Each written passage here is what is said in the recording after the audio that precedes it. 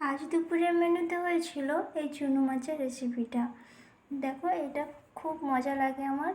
তোমাদের কেমন লাগে অবশ্যই জানাবে। এই দেখো, বাজার থেকে কত পুঁটি মাছ নিয়ে এসেছে। এগুলো আমি ভালো করে ফ্রেশ করে ধুয়ে একবারে বেছে নিয়েছি। এরপর এর সাথে আমি মশলা মিশিয়ে নেব। প্রথমে লবণ দিয়ে দিলাম, তারপর গুঁড়ো লঙ্কা, এরপর এবার গুঁড়ো হলুদ দেবো। তারপর ভালো করে এটাকে মিক্স করে নিচ্ছি। ভালোভাবে এদিক ওদিক করে মিক্স করে নিচ্ছি। এরপর আমি এটাকে ভেজে নেব।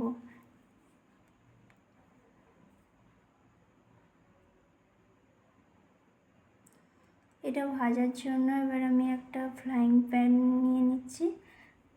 ফ্রাইং প্যানটা গরম হয়ে গেছিলো, এবার তেল দিয়ে দিলাম। তেল দেওয়ার পরে মাছগুলো ছেড়ে দেবো একে একে।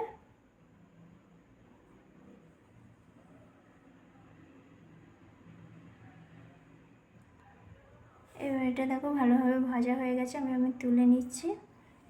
এরপর আর একটা ফ্রাইং প্যানে আমি প্রথমে পেঁয়াজ কুচি দিয়ে দিলাম, তারপরে লঙ্কা কুচো দিয়ে দিচ্ছি। এরপর এতে লবণ দিয়ে দেবো, হলুদ দিয়ে দেবো, আবার লঙ্কা গুঁড়ো, জিরে গুঁড়ো, ধনে গুঁড়ো সব কিছু মিক্স করে নেব।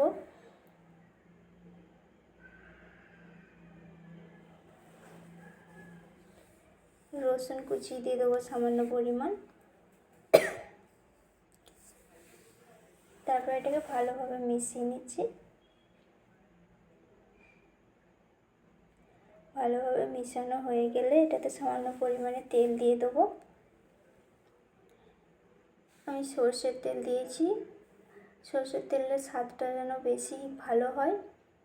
তারপর মাছগুলো ওপর থেকে ছড়িয়ে দেবো, ভাজা মাছগুলো।